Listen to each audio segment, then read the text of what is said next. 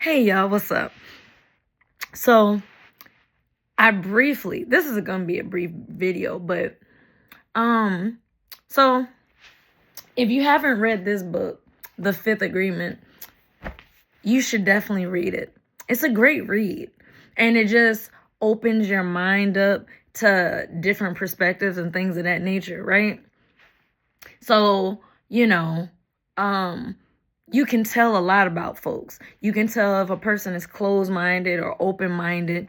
There is a difference between being inclusive and exclusive. So I'm going to give you an example, right? So all the liberal people who support, LBGT and, transgender and all the, crazy things, they would be the people that, they would support, like, basically lies, right? And then the other side, or you have people in the middle, but then you also have people to, like, the far right, because everything is a spectrum. Everything is a scale, right?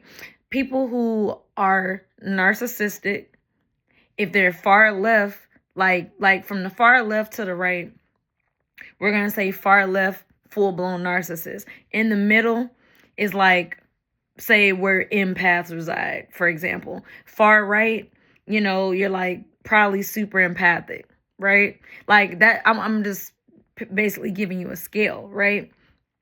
Somewhere on that scale, everybody falls in there somewhere, right? You may fall far left, far right, middle right, middle left, somewhere on that sliding scale. And I say sliding because people with narcissistic tendencies, or what I would say narcissistic fleas, they have been around their narcissist family, friends, or whoever.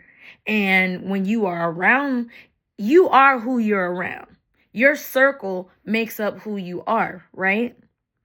We don't control the families we're born into. That's something that we can't control.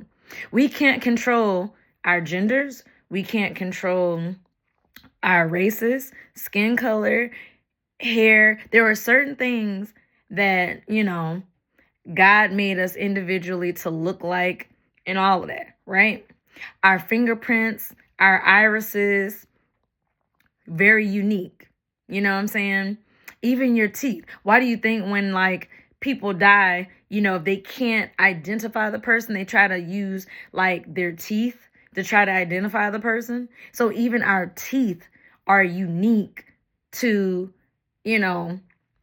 different people and stuff, right? So at the end of the day,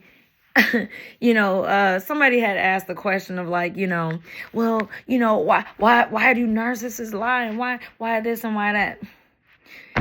All I can say is this: you have a rational mind and you have an irrational mind. The irrational mind deals with your emotions. When people emotions are high, they are very irrational. You can't talk to them. You can't reason with them. You can't calm them down. You just got to let it run its course. And with an irrational mind, they can get dangerous. Versus somebody with a rational mind they're angry, but they don't take their emotions out on everybody. They don't blame everybody. Narcissists, they deal with an irrational mind. They operate in a place of lies. Like there's two things. There's truth, there's lies. Narcissists operate in lies. The lies build up their ego, builds up their pride, builds up it basically it's a shield. The lies are a shield to, their ego, their self-esteem, their image. They really walk around like they are great people. They really do. They think because they go to a homeless shelter and they donate food and supplies to a homeless shelter, or just shelters in general, or they donate their non-usable clothes to say Goodwill or Salvation Army or something. They think that because they've done a good deed that they are good people. This is why I don't operate with the words good and bad, because good and bad is subjective.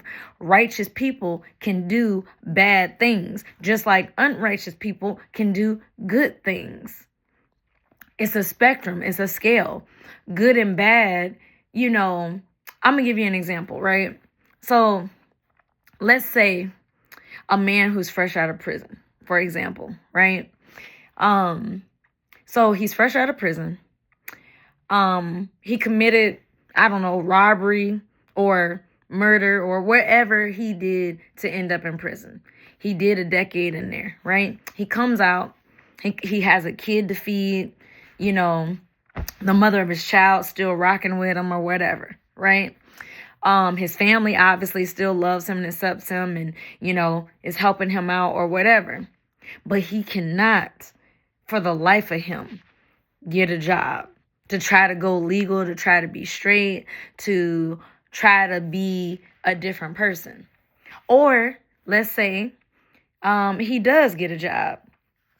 It may not be a job he likes, a job he wants, a job that is fulfilling to him, but he has a choice. His happiness or putting food and taking care of his child and his responsibilities to his family and, paying people back who, helped him get on his feet because, he was in a situation, right?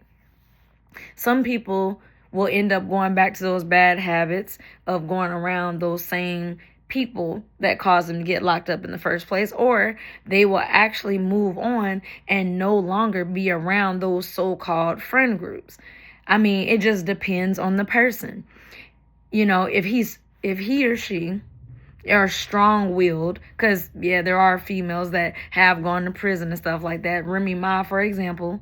But at the end of the day, you have a choice. So let's say he couldn't find a job. He's done everything. He went throughout his entire city, store by store, place by place, every place that's hiring. He went to online, Indeed and all these other like online places to put in an application, this, that, and the third. Is he wrong for lying to the employer about his criminal history? Because eventually when they do a background check and they discover that he was a criminal, they're going to fire him.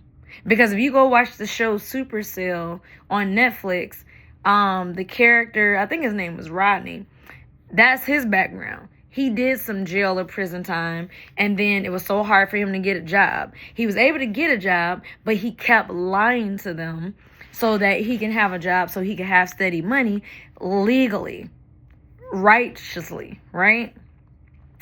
But then they would just fire him. Even when he would go to a job interview and be honest up front, they still didn't want to give him an opportunity or a chance. So what would his chances of going back to robbing be if he can't sit there and go legit?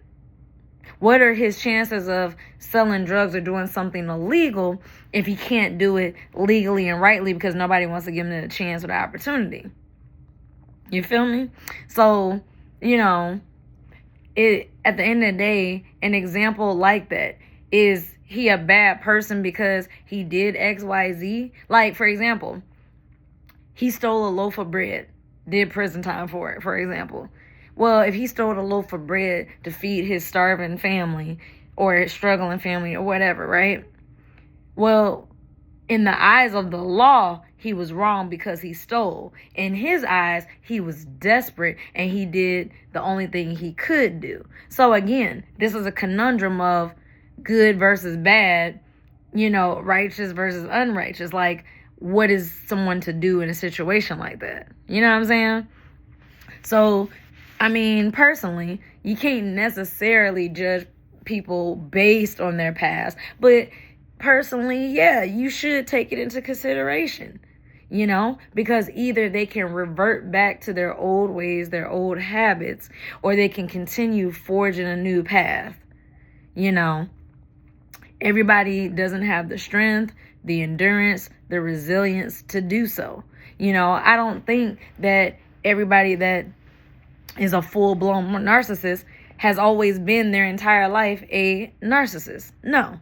I don't believe anyone was necessarily born a sociopath or psychopath, but, hey, let psychology tell you, based on their gray matter, the lack thereof, that's what leads to them having a lack of empathy. So that's kind of like saying, well, how did their brain develop through, the fetal process and childhood? What happened to their gray matter? They could say they were born that way, but is it true? But, when you deal with somebody that's irrational, just know that their emotions are the truth. And that's not the case, because the truth is always the truth. No matter how you feel about it, no matter what you think about it, the truth is the truth. Everybody knows 2 + 2 is 4, but it doesn't matter how much somebody tries to tell you that is not true. Everyone that knows or went to school knows that on a collective level that you had to know that 2 + 2 was 4 to pass to the next grade. You know what I'm saying? So, some people can really understand why 2 + 2 is 4. And then you have those who they'll cheat. Oh, okay, the answer is 4. They don't know why the answer is 4. They cheated their way through life. They've used other people their whole life, things of that nature. Like, for example, with a narcissistic man, right? This is the type of man who he leeches off of women his entire life. He's never had his own apartment, his own house, never owned his own car. He just finds different women who, one will let him live with her, one will let him drive her car, one will give her paycheck to him, like just crazy stuff. Why? Because silly women. And the Bible speaks about silly women, that predators like a narcissist, man or a woman, will go and prey on, silly women. Why? Because they can get over, they can use, they can whatever. So at the end of the day, you can't really worry about other people. You can only worry about yourself. Do you operate from truth? Do you operate like, there was a video. I haven't watched the whole thing, but I just seen a short clip, right? Candace Owens was talking to Nick Cannon.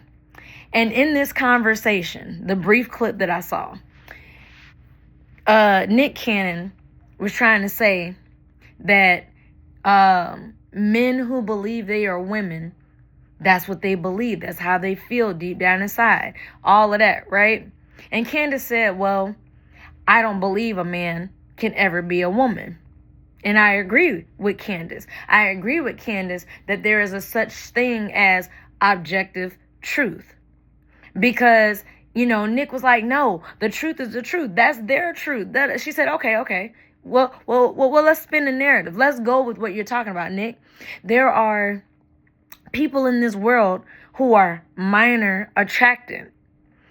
And they believe with all their heart and all their mind that being a grown man or woman attracted to a minor child is normal. But would that stop you from labeling them as a pedophile? Then all of a sudden Nick paused. Oh, yeah, I see. She said we're on a slippery slope. We're on a slippery slope. So either hold the line at objective truth. A man will always have XY chromosomes, just like a woman will always have XX chromosomes. It don't matter. There's a pastor or a preacher. His name is like Jesse, black dude. I don't remember his whole name, but I've seen different clips. And there was a particular clip where it just happened to be a white man wearing a wig, and he was up there, I'm beautiful, I'm gorgeous, trying to talk as ladylike, I guess, as possible. And he was like, you're not gorgeous. Like, man to man, you is ugly. Like, because I'm a man, I'm not going to be attracted to you. And as a man, I know that you're a man. You're not going to get me hard. You're not going to get me, attentive. You're not going to, you know what I'm saying? You're not going to arouse me and turn me on, and you're not good to look at. You think that. But I know the truth of the matter, and that's not the case, which led to like this whole like conversation. Like, there was like this, I don't know his name. It's a he, but he walks around as a her. And I mean, he's huge, like really, really obese. And, he was like, yeah, like crying one day. Oh, I'm hot. I'm a 10 out of 10. Men don't know what they're missing. Heterosexual men are not attracted to another man. And because that, now, if the man is down low and the man is just full of, I respect the gay people who are open and out with it. Hey, I'm gay. I respect that because, it's better than you being a down low person. This goes for men and women. It is better for that man to be with a woman that wants him than to be with a down low woman. It is better for that woman to be with a man that wants her than a down low man. Okay? Like, down low people cannot be trusted. Period. And again, this goes back to, objective truth. This goes to, hey, do you deal with irrational minds or rational minds? Lies or truth? So at the end of the day, people who think the way they think, just allow them to think how they think. Because at the end of the day, who are we to invalidate someone's feelings? Now, if somebody comes to me saying I'm a man or I'm a woman, but I can clearly see anatomy-wise that you are XXXY, whatever, well, I'm not going to sit there and open my mouth and be like, no, why engage? Why waste my precious breath and my precious energy engaging with foolery? Fools will always be fools. And fools are like filthy pigs. They love rolling around in the mud and the dirt and getting dirty. Do you like being in the mud, rolling around, getting dirty in the pig pen? I don't know about you, but cleanliness is next to godliness. So if I know, I'm not going to cast my pearls to swine. So when someone says something of stupid proportions, I just look at them. Because why do I need to engage? Engage for what? All it's going to lead to is circular conversations or word salad. That's what narcissists love. They love that. So to me, I would tell you, hey, find out what they believe in.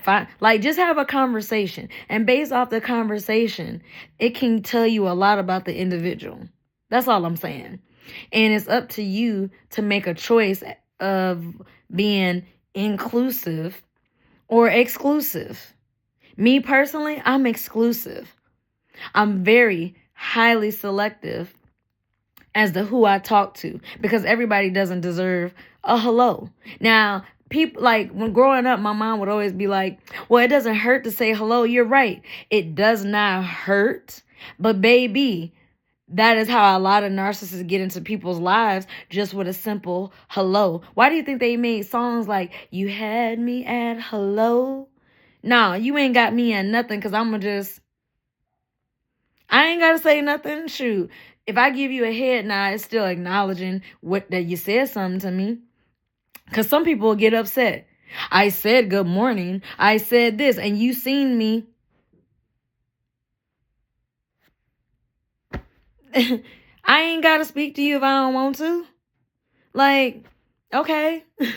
So I'm just saying, I don't personally engage in foolery and stupidity, so that's where I'm at in my life. Back when I was younger, I was very reactive and rah, you ain't going to talk to me that way. You this, I don't even need to do all that. Silence is very bothersome to narcissists. Silence is bothersome to anybody. You don't even have to be a narcissist. Sociopaths and psychopaths, they say and do things because they like to see people's reactions. But if you know that they're trying to get a rise out of you and that they're trying to get a reaction out of you, don't give them what they're looking for. Just be silent. Silence speaks volumes. Just saying. But anyways, peace. Positive energy always creates elevation. Y'all be good. We are going in this year being safe. Oh, that reminds me. I got another video that I'm dropping too.